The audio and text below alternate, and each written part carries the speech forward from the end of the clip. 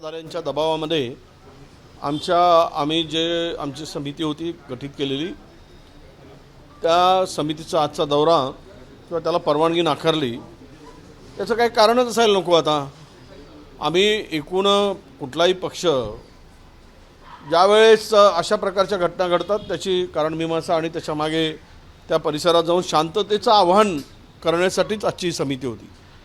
आम्ही काही यांच्यासारखी माती भडकवण्यासाठी आम्ही ही समिती पाठवली नाही. बजरंग दलाने आणि विश्व हिंदू परिषदेने कबरीसाठी मोर्चा काढावा, त्यातून जे काही वातावरण नागपुरामध्ये तयार झालं, वातावरण बिघडलं, तर याच्या मुळाशी जाण्याची आवश्यकता होती. पण ते दुर्दैवानं सत्ताधारी तसे वागत नाही आणि शांततेचं आवाहन करण्यासाठी काँग्रेसची समिती त्याला परवानगी नाकारली जाते. म्हणजे याचाच अर्थ की पोलिसांना कुठला तरी दबाव असावा किंवा पोलीस दबावात काम करत असावेत. आम्ही त्यांच्या चौकशीच्या संदर्भात प्रश्न उपस्थित करणार नाही. त्यांच्या तपासाच्या दृष्टीनं आम्हाला आता सध्या काही बोलायचं नाही जोपर्यंत तपास पूर्ण होत नाही. परंतु अलीकडे माहिती मिळालेली जी आहे त्या माहितीच्या आधारे ही दंगलखोर माणसं जी आहेत दोनही बाजूची बाहेरची होती, दोनही बाजूची ही माहिती आम्हाला आत्ता मिळालेली आहे. आणि अशा स्थितीमध्ये नागपूरसारख्या शांत शहराला बाहेरची माणसं आणून अशांत करण्याचा कोणाचा प्रयत्न असेल तर ते सत्ताधारी झोपा काढत आहेत काय, सत्तेत मशगूल आहेत काय, त्यांना या नागपूर शहरातली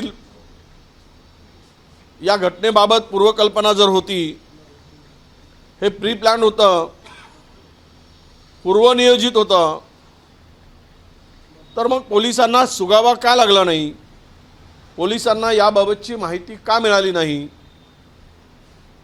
पोलीस यंत्रणा गाफील कशी राहिली, हा खरा प्रश्न या ठिकाणी येतो आहे. मी पुन्हा आवाहन करतोय की आमच्या कमिटीला पाहू द्यावं, परिस्थिती लक्षात आणू द्यावी. जो चुकला असेल, ज्यांनी चुका केल्या असतील, ज्यांचा सहभाग असेल, ज्यांनी दंगल घडवली असेल, त्याला प्रोटेक्शन देण्याचं, त्याला कोणत्याही परिस्थितीत त्याच्यावर कारवाईच व्हावी आमची मागणी आहे. त्याला प्रोटेक्शन द्यावं अजिबात आमची मागणी नाही. सर, तुम्ही म्हणता बाहेरून आलेले आहे, तर बाहेरून नेमके कुठून आले आहे? त्या परिसराच्या बाहेरून की शहराबाहेरून? नाही, शहराबाहेरूनही काही लोक आल्याची माहिती आता मिळते आहे, दोनही बाजूची लोक, ही माहिती सुद्धा आहे. आणि अशा स्थितीमध्ये बाहेरची लोक येऊन, दोनही गटातली लोक बाहेरची येऊन जर नागपूर अशांत करत असतील, शहराच्या बाहेरची, तर पोलिसांनी शोधून काढलं पाहिजे. परंतु शांततेचं आवाहन करणाऱ्या एखाद्या राजकीय पक्षाच्या समितीला अडवू नये, ही भूमिका पोलिसांची योग्य नाही. हिंसाचारासंदर्भात कुठंतरी मुख्यमंत्री देवेंद्र फडणवीस यांना लक्ष करण्यासाठी हा संपूर्ण प्रकार घडला अशी चर्चा आदित्य ठाकरेचा सूर देखील तसाच पाहायला मिळत होता. नाही, मला त्या संदर्भात फार काही बोलायची गरज नाही. पण एक सांगतो की 400-350 वर्षापूर्वीची कबर, ती कबर खोदण्यासाठी नागपुरात मोर्चा का निघावा?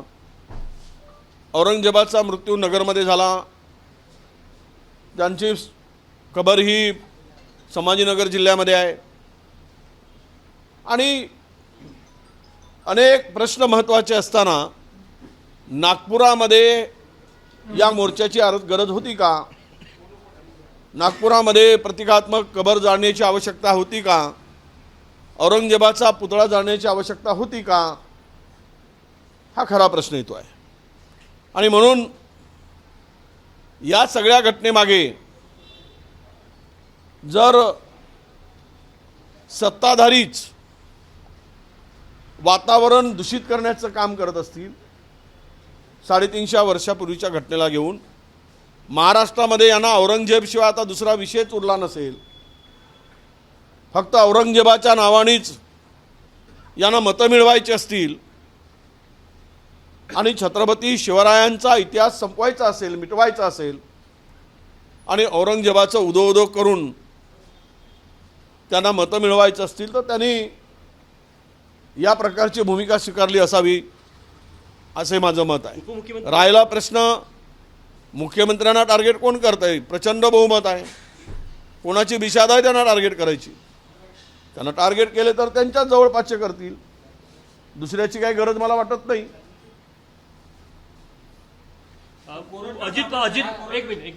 अजित पवार यांनी देखील म्हटलं की औरंगजेबाच्या खबरीचा विषय हा आता उघडून काढणं योग्य नाही.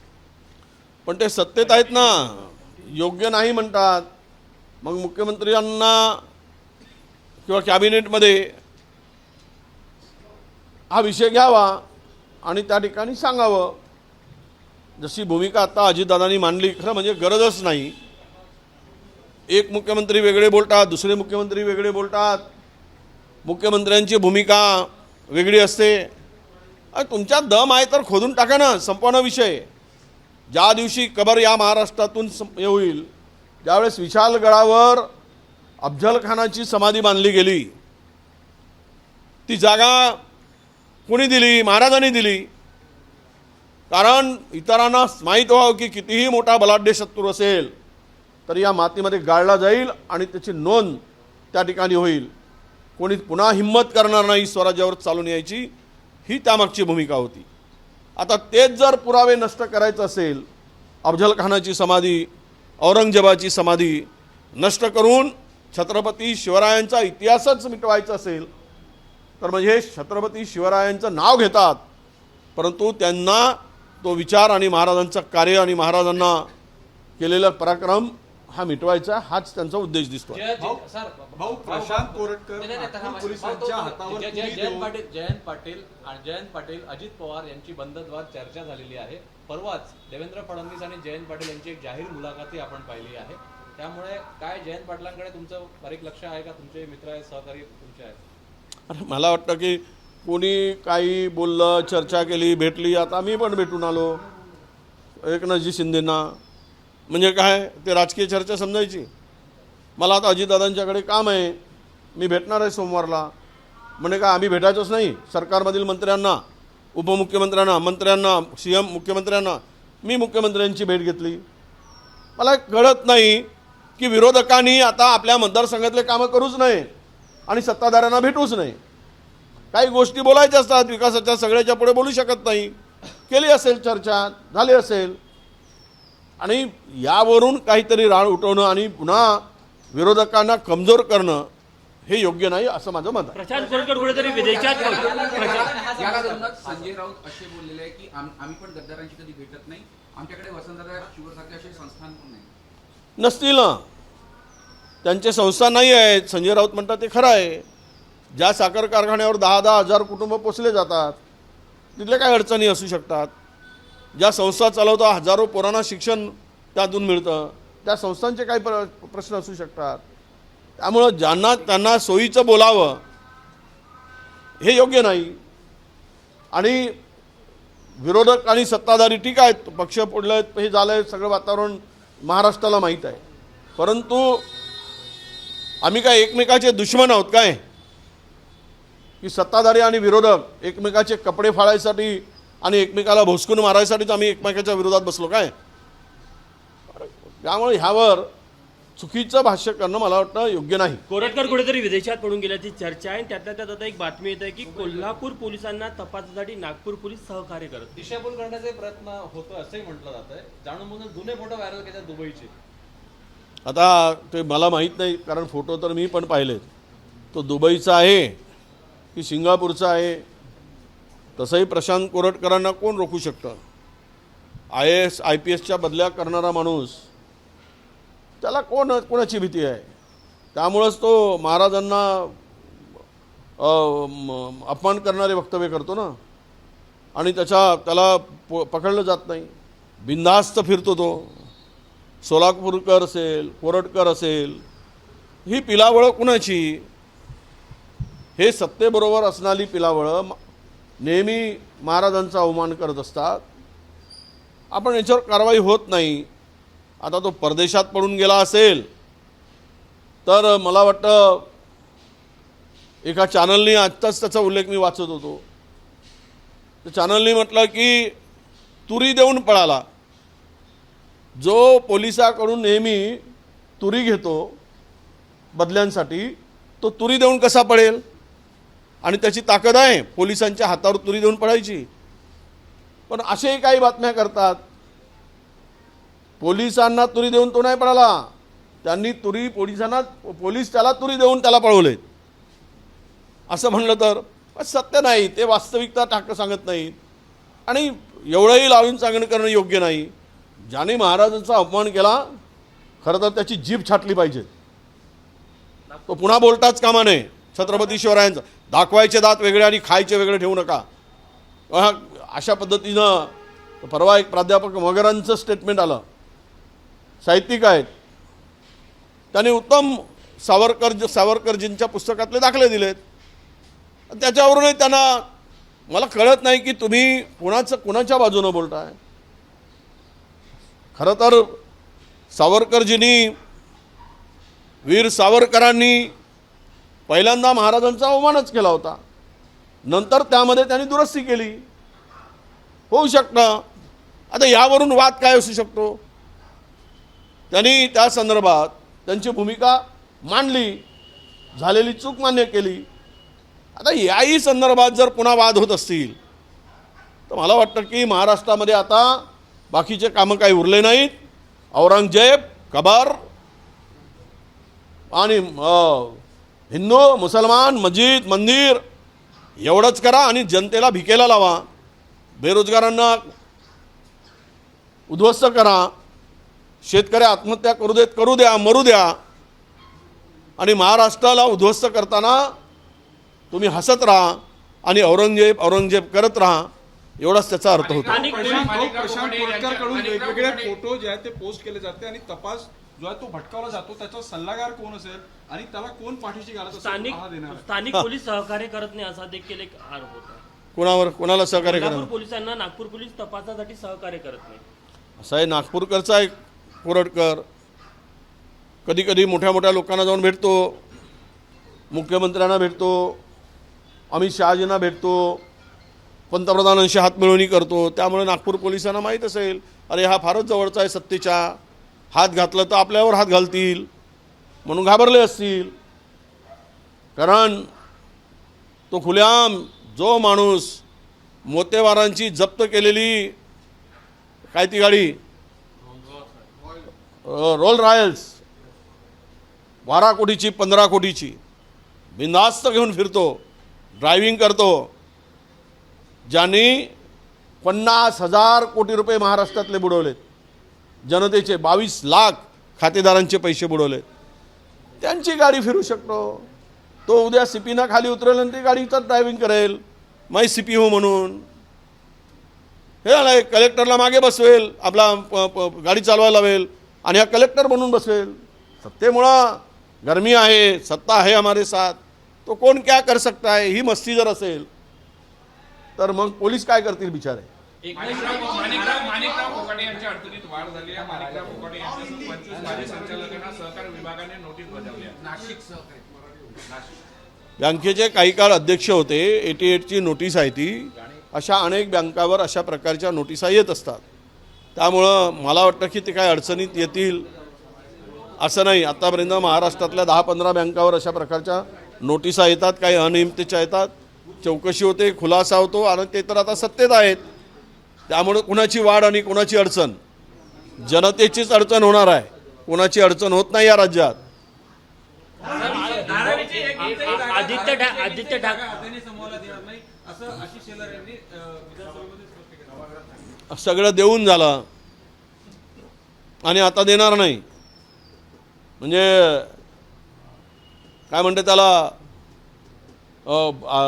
राज्य शिल्लक नाही आणि पडक्या वाड्यात राहून मी राज्याचा मालक आहे असं शेलारांचं वक्तव्य आहे. शाळांना आता आमदार निधीतून जो आहे तो निधी देता येणार असा निर्णय खासगी शाळांना आता आमदार निधीतून निधी देता येणार असा निर्णय सरकारने घेतला. नाही आहे ना, खाजगी शाळामध्ये सुद्धा मुलं शिकतात की काय, मग त्यात अडचण आहे. खाजगी शाळामध्ये सुद्धा मुलं शिकतात ना, गरिबांची मुलं शिकतात. त्यामुळं जर तिथे MP देऊ शकतो, मेंबर ऑफ पार्लमेंट, मग आमदारांनी दिलं तर त्यात काय चांगला निर्णय असं माझं मत. आदित्य ठाकरेंनी सल्ला दिलाय की कुठेतरी होर्डिंगचं विद्रुपीकरण थांबायला पाहिजे आणि सत्ताधाऱ्यांनी यासाठी पुढाकार घ्यायला पाहिजे. आम्हीही त्यासाठी पुढाकार घ्यायला तयार आहे. काँग्रेसची काय भूमिका, काँग्रेसला काय वाटतं? नाही, आदित्य ठाकरेंची भूमिका आहे, सत्ताधाऱ्यांची आहे, आणि कोणालाही काय वाटणार आहे त्यामध्ये होल्डिंगचं जे विद्रुपीकरण आहे कोणालाही वाटेल ते थांबलं पाहिजे. त्यांच्या भूमिकेला आमचं समर्थन आहे. एकनाथ शिंदेवरती काल आरोप झाले आणि भाजप आणि ठाकरे शिवसेना यांच्या वतीनं मुंबईमध्ये जे रस्ते बनत आहेत, कॉन्क्रिटीकरण होत आहे, मुंबई खिळखिळी झाली आहे, खोदून ठेवलेले आहे मुंबई. त्यामुळे एकनाथ शिंदेंना कोंडीत पकडण्याचा प्रयत्न आहे का भाजपचे आणि शिंदे भाजपकडून शिंदे सेना आणि ठाकरे सेना यांच्याकडून शिंदे सेनेवर आरोप झाले? हे सगळं आता मी मारल्यासारखं करतो, तू रडल्यासारखं कर, एकमेकावर आरोप करत राहायचे आणि त्यांच्यामध्ये फार मोठी गडबाजी आहे. भाजपमध्येही गडबाजी आहे, पण ते दिसत नाही, दाखवत नाही. एक गट त्यांच्या मागे आहे, अमित शहाजींना मानणारा गट त्यांच्या मागे काही लोकांच्या. त्यांना वाटतं की शिंदेचं प्रोटेक्शन करावं आणि जे गट दुसऱ्या CMच्या मागे आहेत त्यांना वाटतं की शिंदेचा बंदोबस्त करावा. असंही राजकारण महाराष्ट्रात चाललेलं आहे. त्यामुळं खरी वस्तुस्थिती ही आहे की मुंबईच्या रस्त्यांची हालत निश्चित खराब झाली आहे आणि त्यावेळेस त्याला आयुक्तही तिथे आहेत. सरकार म्हणून सरकारची साहेबांची जबाबदारी आहे, एकटे शिंदे जबाबदार आहेत असं मी मानत नाही. बीजू को हिंदी में जानना चाहेंगे कि आज कांग्रेस की फैक्ट फाइंडिंग कमेटी जाने वाली थी दंगल इलाके में, क्या कहना है? अभी मीटिंग भी हुई है. नहीं देखिए, इस बारे में गवर्नमेंट ने अपने पुलिस ने इसकी परमिशन नहीं देना ये उचित नहीं है, ये ठीक नहीं है. हम लोग कोई लोगों को भड़काने के लिए नहीं जा रहे, हम वहाँ पे शांति प्रस्थापित करने को जा रहे. और दंगल के पीछे क्या वजह है ये भी हम जनता से पूछना चाहते थे.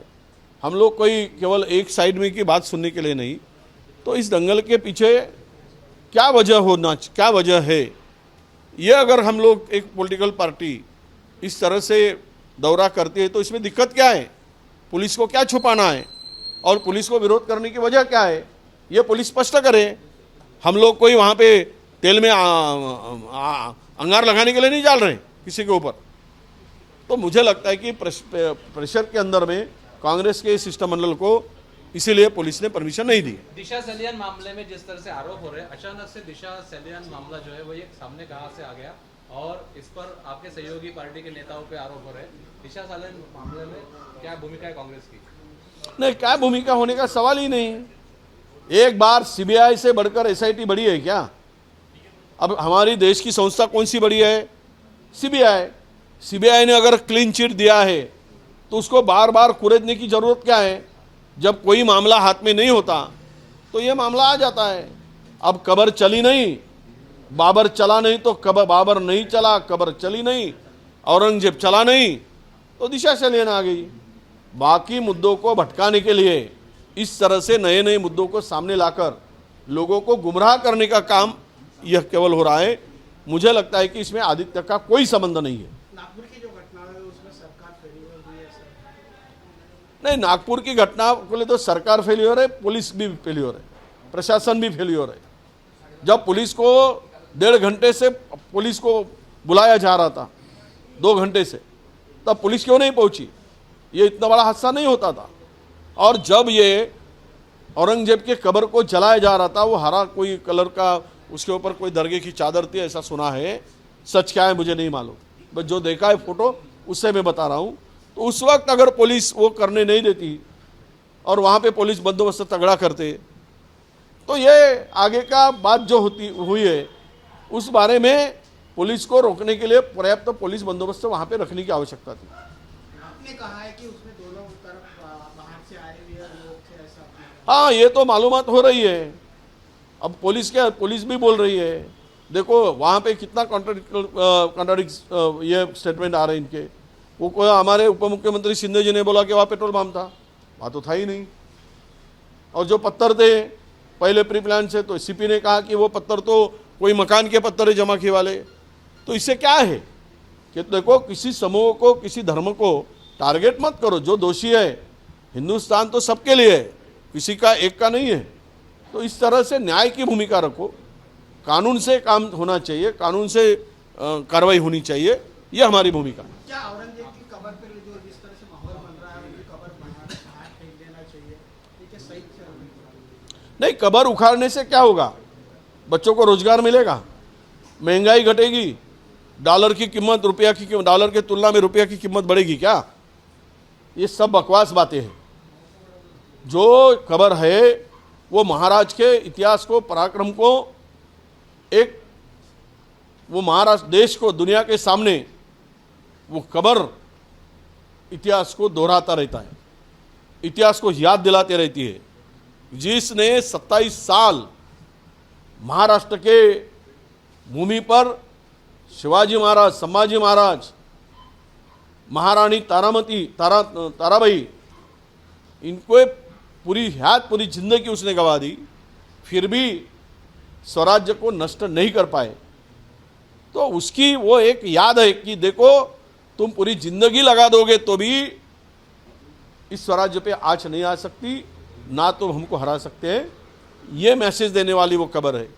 और इससे कोई फायदा होगा 350 साल पहले के खबर को खोद के? मुझे इसमें केवल और केवल राजनीति दिखती है और धर्म के नाम पर रोटियां सेकने का काम यही इसमें से दिखता है।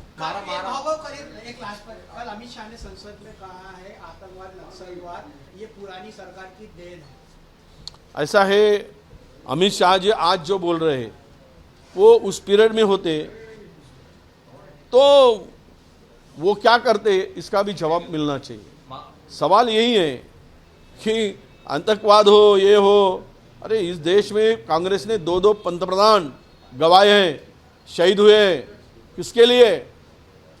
देश के लिए। नेहरू जी का इतिहास जरा याद करिए कि पूरी जिंदगी उन्होंने और पूरी प्रॉपर्टी उनके पिताजी ने देश के लिए पूरी दे दी थी। उस वक्त, उस समय में देश को चलाना, जेब खाली थी। अब जेब भरी है तो बातें होती है, जेब खाली थी तब देश को चलाया, जीरो से हीरो बनाया था। तो ये बातें जो होती है ये राजनीतिक तौर पर आरोप प्रत्यारोप की बातें होती है, इसमें सच्चाई कुछ नहीं होती। महाराष्ट्रामध्ये 75,000 उद्योग, छोटे मोठे जे दुकानं असे उद्योग आहेत ते बंद पडले कोरोनाच्या पार्श्वभूमीनंतर। त्यातला सर्वाधिक देशात सर्वाधिक छोटे मोठे उद्योग बंद पडण्याचं महाराष्ट्रातच आकडेवारी पुढे आहे। त्यामुळे याकडे कसं बघता? कोविड याला सगळ्यात मोठं कारण होतं असं रिसर्चनं म्हटलं आहे। नाही ना, महाराष्ट्रात कोविड होता, 18 महिने महाराष्ट्रामध्ये कोविडमध्ये आमचं सरकार, त्यावेळेस आम्ही अडचणी संकटात मात करून चालवलं। अनेकांचे जीव त्या ठिकाणी गेलेत। प्रयत्न काय केलेत हे सगळ्यांची नोंद घेतली, म्हणजे केंद्राने घेतली, सगळ्यांनी घेतली, देशाने घेतली, जगाने घेतली त्याची नोंद। पण हे एवढे उद्योग जे काही बंद पडलेत किंवा छोटे मोठे, खरं तर त्यावेळेस आधी लोक स्थलांतर करत होते आणि अशांना आर्थिक मदत करण्याची आवश्यकता किंवा त्यांना उभं करण्याची आवश्यकता सरकारकडे असायला पाहिजे। आमचा तर काळ कोरोनामध्येच गेला। आमच्याकडे त्यावेळेस म्हणजे तिजोरीमध्ये पैसेच येत नव्हते। आता बिचारी हे जे काही झाले ते खरं आहे की कोरोनाच्याच मुळे झाले। अशांना पुन्हा बूस्ट करण्यासाठी त्यांना, नाहीतर प्रचंड लोकांमध्ये या संदर्भात म्हणजे काय म्हणतात त्याला, व्यवसाय उद्ध्वस्त होण्याची पाळी निर्माण होईल। मोदी 30 तारीख को नागपुर आ रहे हैं। बस लास्ट आरएसएस का 100 साल पूरे हो रहे हैं। माधव नेत्रालय के उद्घाटन के लिए आ रहे, ऐसा हमने सुना है। तो पंतप्रधान कोई आना कोई बड़ी बात नहीं है। वैसे भी पंतप्रधान दुनिया घूमते हैं, तो नागपुर आ रहे तो अच्छी बात है, कुछ नागपुर को दे जाए। रहा सवाल आरएसएस के मुख्यालय में जाने का, तो हो सकता है कि आगे की रणनीति के लिए वो जाए। उनकी मातृ संस्था है आरएसएस, ये कोई छुपा थोड़ी है कि आज आरएसएस छाती पे हाथ रख के, छाती ठोक के कहती है कि महाराष्ट्र की सत्ता हमने लाई है। जनता ने थोड़ी लाई, आरएसएस ने लाई है। तो ये तो मोदी जी को भी मालूम है कि महाराष्ट्र की सत्ता आरएसएस ने लाई है, तो इसीलिए मिलने जा रहे होंगे। पिछले बार में सरकार नहीं आ रही थी, आरएसएस उतरी करके सरकार आई, ऐसे भाजपा के लोग बोलते हैं। तो जनता केवल वोट डालती है, सत्ता तो वो लाते हैं, तो इसलिए मिलना कोई गलत बात नहीं है। एबीपी माझा, उघडा डोळे बघा नीट।